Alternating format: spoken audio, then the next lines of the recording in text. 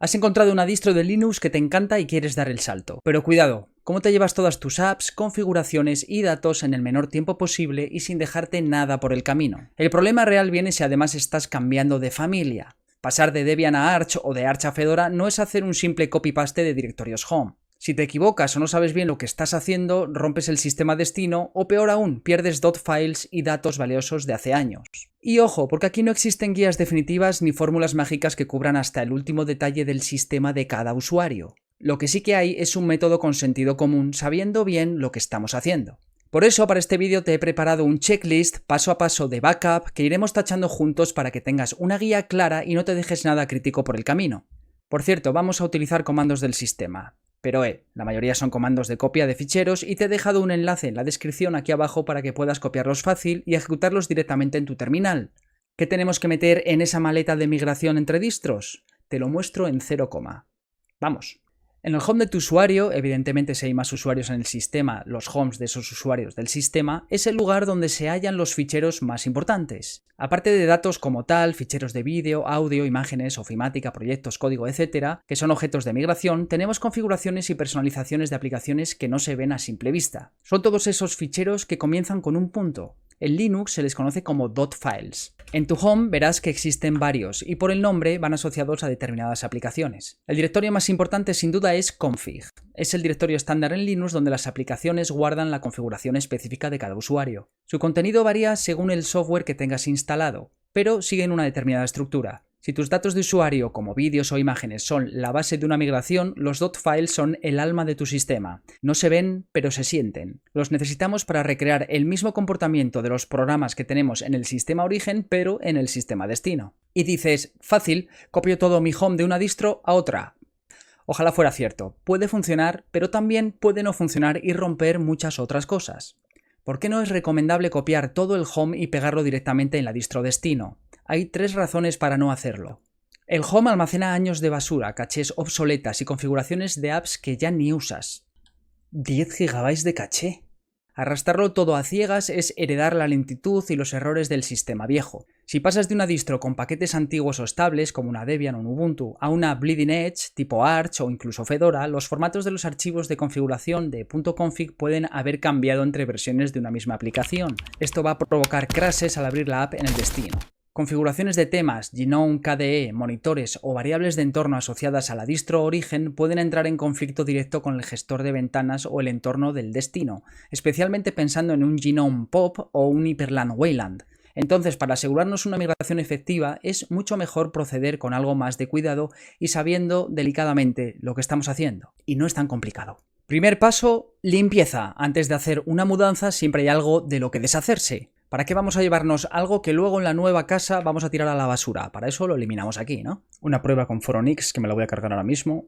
La papelera sin vaciar desde hace décadas, 170 GB. Echa un vistazo a las aplicaciones instaladas. Seguro que hay alguna cosa que no quieres conservar ni siquiera en la distro destino. Elimínalas. Segundo paso, realiza un backup serio del home. Hay herramientas que te ayudan a esto. Yo lo haré con un rsync de toda la vida a un disco externo, por ejemplo. Solamente asegúrate de que queda bien hecho. Aquí es donde irán los principales ficheros de datos. Imágenes, vídeo, documentos de ofimática, casi todo. Con eso realizado, ahora sí, procedemos con el backup de la configuración. Creamos un directorio local donde vamos a ir almacenando todo lo necesario. Vamos con el primer check. Las aplicaciones que hemos instalado manualmente aquí, queremos tenerlas también instaladas allí, ¿verdad? En Linux hay varias formas de instalar aplicaciones. La principal es mediante el gestor de paquetes de tu distribución, apt, dnf o pacman. Necesitamos obtener un listado de las aplicaciones instaladas aquí que instalaremos en el destino. Primero limpiamos un poco el entorno a través del gestor de paquetes. Segundo, lanzamos el comando que nos permite obtenerlo y lo introducimos todo dentro de un fichero. Y además hacemos un inventario completo, por si acaso más adelante tendríamos que revisarlo, ¿no? Y lo guardamos en otro fichero llamado inventario completo del sistema, por si tenemos que revisarlo más adelante. Si tu distro de origen es otra distinta de Debian, Ubuntu, como Arch o Fedora, te dejo los comandos enlazados en la descripción del vídeo. Son estos de aquí. Otra forma de instalación de aplicaciones en Linux es mediante Flatpak. Los paquetes Flatpak son completamente agnósticos a la distribución, ya que se ejecutan en una sandbox sin depender de las librerías del sistema. Eliminamos lo que no necesitamos. Además, Flatpak tiene su propio comando de gestión que nos facilita mucho la vida. Obtenemos la lista de software instalado mediante Flatpak en el sistema. Otro tipo de aplicaciones son las App Image, es un formato de aplicación autocontenido. Puedes tener alguna aplicación así en tu sistema que también quieres migrar. Para encontrarlas buscamos por la extensión en todo el sistema y sin más las copiamos a un lugar reservado dentro de nuestro directorio de backup. Uno es una aplicación para extender pantallas a otros dispositivos y el otro es un KeePass gestor de contraseñas. Con los juegos te recomiendo 2 pasos. El primero es hacer un backup de tus partidas guardadas. Cada plataforma de juegos generalmente los sube a la red en una cuenta de tu usuario y la sincroniza, pero no cuesta nada hacer un backup local por si acaso no se ha sincronizado del todo y queda algo por guardar. Ludusabi es la herramienta estándar en Linux para gestionar partidas guardadas o los save games. Conoce las rutas exactas de miles de juegos de Steam, Lutris, Heroic, Good Old Games, Epic Games e incluso juegos nativos, incluyendo los prefijos de Wine y Proton.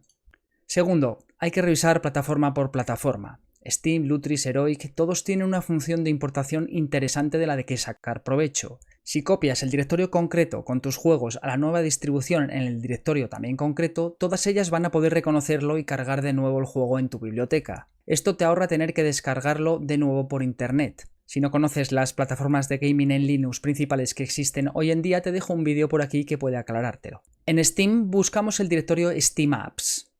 ¿Por qué lo estoy buscando con este comando? Pues porque puedes tener instalado Steam por gestor de paquetes convencional, en cuyo caso el directorio será un subdirectorio del home.local share Steam y demás, o mediante Flatpak, como es mi caso, en cuyo caso la ruta es un subdirectorio .bar, app, com, valve, etcétera, etcétera, etcétera.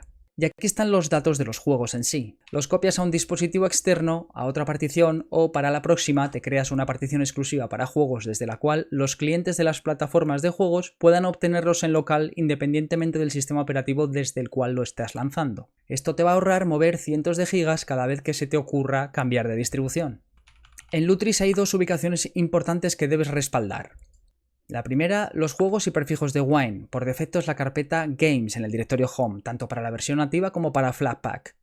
Segundo, la base de datos y los metadatos de la biblioteca. Si usas el gestor de paquetes convencional, está en .local, share, lutris, etc. Si usas Flatpak, está en un subdirectorio .bar, app, net, lutris, etc. Un consejo, si solo copias la carpeta Games del Home, los archivos del juego estarán ahí, pero Lutris te aparecerá completamente vacío. Debes llevarte también la carpeta de datos para conservar las carátulas, los accesos directos y los scripts de configuración de Wine. Heroic Games Launcher. En Heroic hay 2 ubicaciones críticas que debes diferenciar según si buscas los datos instalados de los juegos o la configuración de tu biblioteca. Por defecto, Heroic crea su carpeta de descargas en la raíz de tu usuario. ¿Y por qué no copiarlo todo? Pues evitamos el directorio caché, que está colmado de basura, y evitas rutas duplicadas o carpetas enlazadas, como documentos, escritorios, juegos, etc.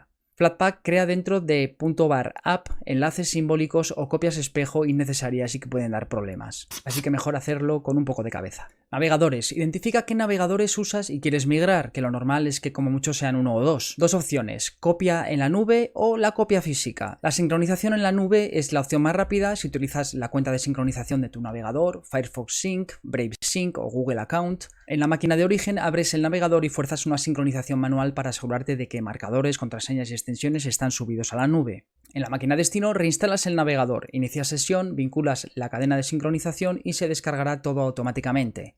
El problema de esta opción es que no siempre migra las cookies de sesión activa ni la configuración interna avanzada, el About Config en Firefox o flags personalizadas en Chromium.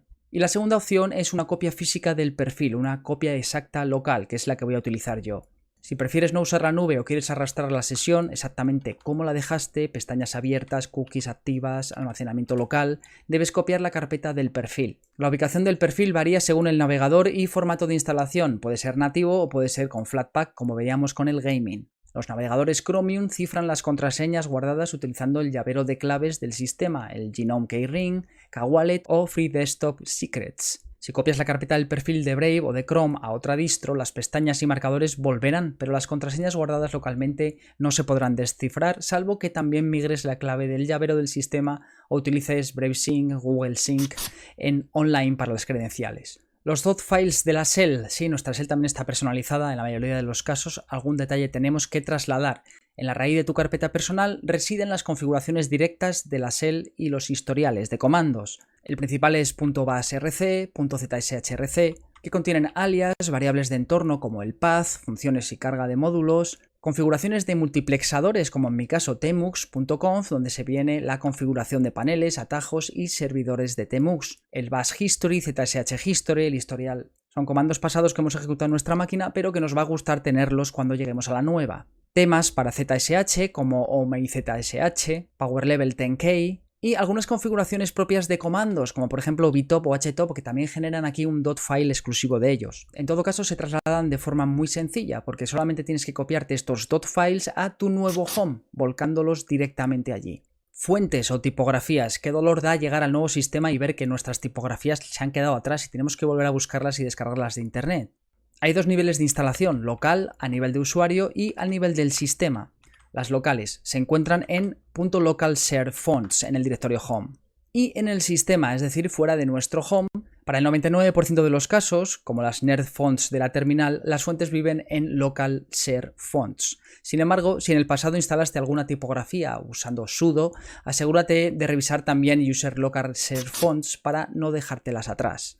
Los entornos de escritorio no son compatibles entre sí. Copiar configuraciones de Cosmic, Fedora, Gnome o Arch Hyperland no aplicará a tus temas visuales y solo conseguirás ensuciar el disco o generar conflictos en los estilos de aplicaciones tipo GTK o Qt. La regla de oro es, si vas a cambiar de entorno, por ejemplo, vas a cambiar de Cosmic a Gnome o a KDE Hyperland, omite las carpetas de configuración del entorno visual. Estas son las carpetas a ignorar: Cosmic, dconf, KDE Globals, Plasma RC, pero es que incluso migrando al mismo entorno gráfico, un copy-paste masivo de configuraciones es peligroso. Si cambian las versiones de Gnome o KDE entre distros, te arriesgas a arrastrar extensiones rotas y referencias a temas que en el nuevo sistema ni existen. Si mantienes exactamente la misma versión del entorno gráfico, la migración es totalmente viable, pero no podemos hacerla a lo bruto. Primero instalas en el destino las mismas fuentes, temas y extensiones que tenías y luego importas el volcado de tu configuración. Así obtienes un escritorio idéntico sin arrastrar conflictos. En Gnome se hace una copia con dconf, el comando. Dado que Gnome guarda todo en una base de datos binaria, exportas únicamente la rama de configuraciones de tu usuario de esta forma. En KDE Plasma, en lugar de arrastrar todo .config, respaldas únicamente los archivos .ini que controlan en el escritorio. O también puedes utilizar la herramienta consave, que crea un paquete .knsv exportable con un solo comando. Y ahora vamos con una segunda parte, que son los pasos de migración fuera del home. Alguno de estos elementos no te afectará porque sencillamente no los tienes, pero merece la pena echar un vistazo por si acaso. Primero, puntos de montaje en discos, el famoso fichero etcfstab. Aquí le dice al sistema qué discos duros, secundarios, particiones, unidades NVMe o carpetas compartidas de red como NFS o Samba deben montarse automáticamente al iniciar sesión. Lo vamos a utilizar a futuro, pero como referencia. Segundo, tareas programadas. Si tienes scripts que se ejecutan automáticamente en segundo plano, backups, limpiezas de archivos, sincronizaciones, existen dos tipos. El cron job, que es el sistema tradicional, tanto del usuario básico como de root, hay que echar un vistazo ahí. Y luego los timers del systemd, que es el estándar moderno. Si has creado timers propios de systemd para sustituir al cron, pues los revisamos en estas rutas. Aquí vemos que hay dos timers, pero son del sistema operativo Pop! OS, no son míos. Aquí sí que tengo dos servicios de systemd que me permiten utilizar herramientas del sistema operativo para recortar automáticamente vídeos horizontales y verticales, y los tengo aquí expresados. Me los llevo, aunque yo tengo mi backup en Git, pero me los llevo aquí para, aunque sea, recordarme que tengo que instalarlos en el sistema nuevo. 3. Scripts locales y binarios propios. Si has estado compilando programas porque desarrollas, por ejemplo, user local bin y user local sbin es el estándar de Linux donde colocar estos binarios compilados que hacen función de comando o de programa ejecutable en el sistema. La ubicación correcta es user local bin. Luego, configuraciones globales críticas en etc. Aunque no debemos respaldar todo etc entero, ya que cada distro pues, tiene su propia configuración base, hay 4 archivos o directorios concretos que debes revisar. El famoso etc host, que es el mapeo local de IPs y dominios, puedes tener algo aquí que quieras conservar. etc ssh es la configuración del servidor SSH local, si es que alguna vez accediste en remoto a esta máquina o desde esta máquina. Aquí estarán las claves de host o las modificaciones en el fichero de configuración del servidor SSH, que es sshd config. Las reglas de UDEV, ntcudevrules.d, son reglas de dispositivos hardware. Y esto ya son temas avanzados, permisos para microcontroladores tipo Arduino, flasheo de móviles, impresoras o periféricos específicos. Muy probablemente no tengas absolutamente nada aquí. Y por último, etc.sysctl.d, que son parámetros del kernel, ajustes de swap, límites de memoria, optimizaciones de red, que son temas avanzados y que probablemente no te apliquen. El siguiente punto es la configuración de red. Primero tienes que averiguar qué tipo de configuración de red tiene tu sistema. Para Para eso te dejo aquí este vídeo que resume las que hay y las que existen, para que no pierdas tiempo con las que no te convienen. Está el directorio System Connections, que es crítico porque contiene perfiles de redes Wi-Fi guardadas, redes Ethernet con IP estática y credenciales de VPNs. También está el networkmanager.conf, que este fichero es más conocido, probablemente es el que te interese guardar, nada del otro mundo. Es el archivo de configuración global, suele ser importante si has modificado cosas como la asignación de direcciones MAC, aleatorias, gestor de DNS o comportamiento del estado en reposo, si has estado haciendo algo, por ejemplo, se me ocurre, de ciberseguridad. Aunque como digo, lo más normal es que no hayas tocado nada, pero por si acaso. Dispatcher.d es útil si has añadido scripts personalizados que se ejecutan automáticamente al conectarse o desconectarse a algo en una red. Máquinas virtuales, vamos a abrir QEMU. Aquí veis que tenemos unas cuantas. Lo que haría sería borrar ahora mismo las que no necesito. Tenemos un comando que nos las lista también en la consola y el directorio en el que están es este. Entonces ahí vemos los gigas que pesa cada una de ellas. Nos vamos a crear estos directorios, la configuración que hay de las máquinas virtuales creadas y la configuración de redes, que en este caso solo tengo una default compartida con todas ellas. Vamos a exportar la definición en XML de cada una de ellas y la vamos a guardar como XML, aunque no nos las vamos a llevar todas, esto bueno, pues es interesante. Ahí las tendríamos, no nos van a hacer falta, pero las tenemos backupeadas. Y nos llevaríamos la configuración de red, que solamente es un punto default. Ahí está. Ahora es necesario apagar las máquinas primero, en mi caso están todas apagadas, no hay ninguna que esté en ningún estado extraño, como hibernación o parada, están todas apagadas. Nos creamos un directorio que sea de discos, fijaros lo que ocupa, son 126 gigas que no me voy a llevar todos. El comando para llevárselas todas sería este, en mi caso solamente voy a llevarme una, la de Axiom final, y nos la copiamos a nuestro directorio. VirtualBox organiza hipervisores agrupando el disco .vdi con el .vbox dentro de carpetas individuales por cada máquina. Por defecto viven en el home VirtualBox espacio VMS. Con VirtualBox me pasa parecido, tengo un montón de ellas aquí. La vía rápida es copiarse las carpetas. Asegúrate primero de que las máquinas virtuales están apagadas, no están guardadas o en pausa o en algún tipo de estado de hibernación, y copia la carpeta principal. La vía limpia puede ser exportar a OVA. Si vas a cambiar de hipervisor en la distro nueva, por ejemplo te vas a QEMU o KVM, que es el estándar de Linux, puedes exportarlas al formato estándar en .ova y cargarlas en el nuevo sistema de virtualización. Así te ahorrarás no tener que trasladarte VirtualBox. Los volúmenes de Docker o Podman son contenedores que viven en barlib Docker o en volúmenes persistentes. Tengo un par de máquinas que al parecer se levantaron para el vídeo de EUDI de la Unión Europea, pero ya no las uso, así que, bueno, no va a ser necesario migrarlas. Lo que necesitas salvar son tus archivos Docker Compose, los YAML y los datos de los volúmenes montados localmente. Voy a hacer los pasos de todas formas, sería esto, utilizamos el mismo comando anterior y lo migramos a un archivo de texto de contenedores activos dentro de nuestro backup. Y ahora los Compose Files los encontramos con un comando find en nuestro home. Y ya por último crearíamos un Docker Backup Volumes, que es donde incluiríamos nuestros volúmenes, es decir, los archivos más pesados. Y podríamos hacerlo de esta manera iterativa. Y por último, ¿hay algo más? ¿Qué me estoy dejando? Siempre vamos a tener esa sensación, pero este comando sirve para, en una última instancia, recabar ficheros cuyo owner es el usuario principal o el usuario que estamos intentando trasladar al nuevo sistema y que puede ser necesario copiar. Si analizamos la salida, vemos que en opt ISOs, aquí sé que tengo muchas ISOs de sistemas operativos que he ido cargando en las máquinas virtuales, no las vamos a llevar. La carpeta share backgrounds sí que es importante porque tengo varias imágenes de fondo, como esta que veis aquí, descargadas de internet que las he ido bajando pues a lo largo del tiempo y me dolería perder. Y algunos ficheros relacionados con Kdenlive, el editor de vídeo de Linux, que tienen que ver con subtitulados, o en este caso es reconocimiento de voz en español, que también me los voy a llevar. Es que eran bastante pesados, pues descargarlos a través de internet es rollo. Buscar la URL, ir hasta ella, descargarlos, pues si los tenemos aquí nos los llevamos. Fijaros en cómo ha quedado nuestro backup, lo voy a mover hasta aquí. Todo esto es el pack que nos llevamos. Si contamos el tamaño que ocupa todo esto, pues fijaros son 76 gigas. Si lo queremos ver con un poco más de perspectiva, pues vemos que efectivamente los 65 gigas son de gaming, en este caso porque he hecho un backup de 51 gigas de Elden Ring, que es el único juego que tengo.